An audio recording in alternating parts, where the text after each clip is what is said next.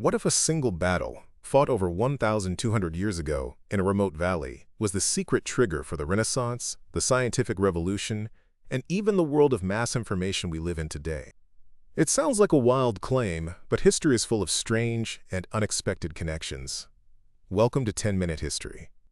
I'm your host, Jake Sullivan, and today we're diving deep into one of history's most consequential but least known encounters, the Battle of Talas. In the year 751, two of the world's most powerful empires finally came face to face. In one corner, you had the Tang Dynasty of China, a civilization at the absolute peak of its golden age. Imagine an empire of stunning wealth, unparalleled culture, and immense military might, whose capital city, Chang'an, was the largest and most cosmopolitan city on Earth, with almost 1 million people. In the other corner stood the brand-new Abbasid Caliphate. Forged in a bloody revolution just 1 year earlier, this dynamic Islamic empire was aggressively expanding east, shifting the center of the Muslim world from Syria to Iraq and Persia. These two superpowers were on a collision course, and the place they would collide was Central Asia, the vast and turbulent region that lay between them, known for the legendary Silk Road. For decades, the Tang and the various Islamic caliphates had competed for influence here, but they were usually separated by a complex web of smaller kingdoms and Turkic tribes. The Tang played a clever game, forming alliances and propping up local rulers to act as a buffer and secure their trade routes. By the year 750, Tang China's influence stretched further west than ever before. But this westward push was driven by a new kind of military leader. The old militia system of farmer soldiers had been replaced by a professional, full-time army stationed on the frontiers. These armies were led by incredibly powerful military governors, or jiadushi, who were essentially regional warlords, loyal only to the emperor. And the most famous and ambitious of these governors was a man named Gao Xianjia. Gao was the superstar general of the western frontier, a man of non-Chinese descent who had risen through the ranks thanks to his sheer audacity and military genius. His most legendary feat was a campaign in 747, where he led 10,000 soldiers on an impossible march across the 15,000-foot-high Pamir Mountains, what's known as the Roof of the World, to surprise and defeat a Tibetan army.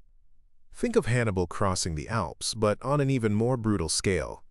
This victory made Gao a national hero and likely filled him with a sense of invincibility.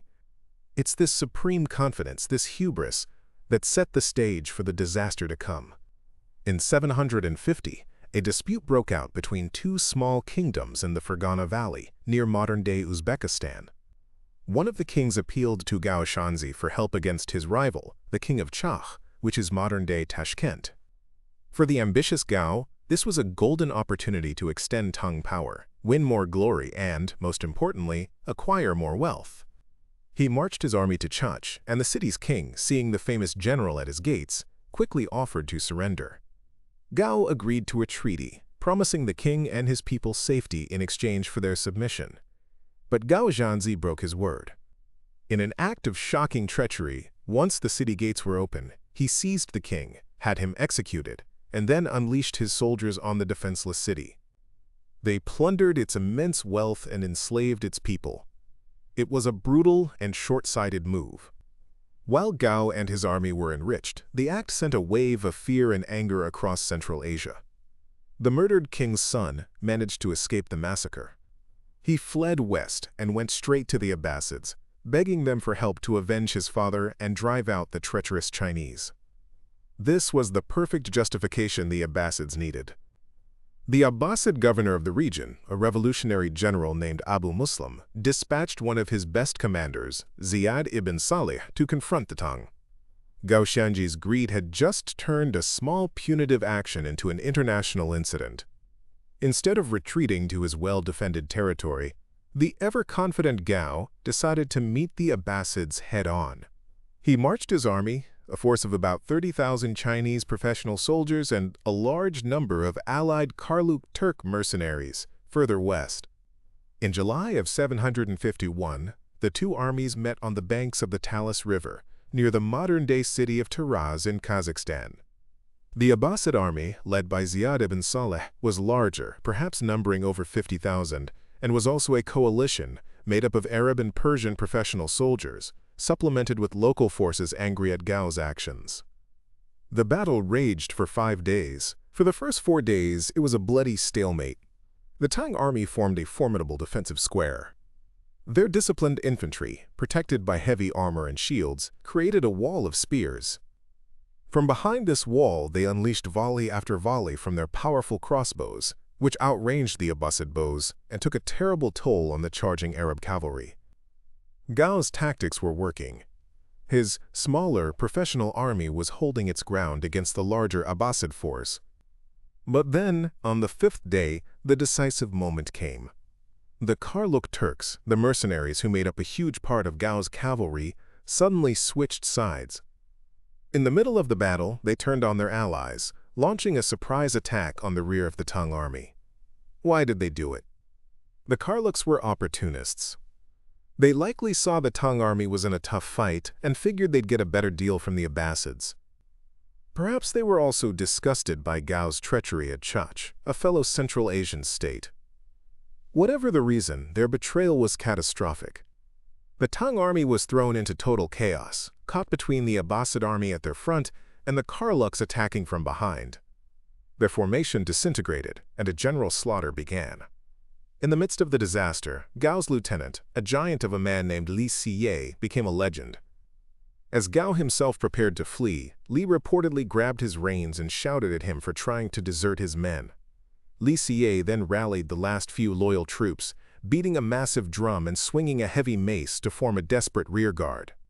He and his men fought off the pursuing cavalry, buying just enough time for Gao Xianji and a few thousand survivors to escape. The defeat was total. Of the roughly 30,000 men Gao had led west, only a few thousand made it back. The rest were killed or captured. The Abbasids had won a complete and decisive victory. Now, it's a common myth that this single battle shattered the Tang Dynasty's power and ended its expansion forever. But the reality is a bit more complicated. Talas was a humiliating defeat on a distant frontier, but it wasn't a mortal blow. The Tang Empire was still immensely powerful, and even started planning a revenge expedition. What truly ended Chinese power in Central Asia was a cataclysm that erupted back home 4 years later, in 755. It was called the An Lushan Rebellion. An Lushan, another powerful military governor, rose up against the emperor, plunging China into a devastating civil war that killed millions and nearly destroyed the dynasty.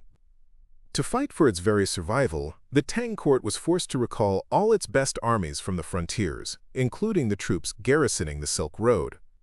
So while Talas weakened the Tang position, it was the An Lushan Rebellion that created a massive power vacuum in Central Asia that the Tang could no longer fill. But the most significant, world-changing legacy of the Battle of Talas was completely accidental. Among the thousands of Chinese prisoners taken by the victorious Abbasids were skilled artisans, including men who knew one of China's most closely guarded secrets, how to make paper. For centuries, China was the only place in the world that knew this technology.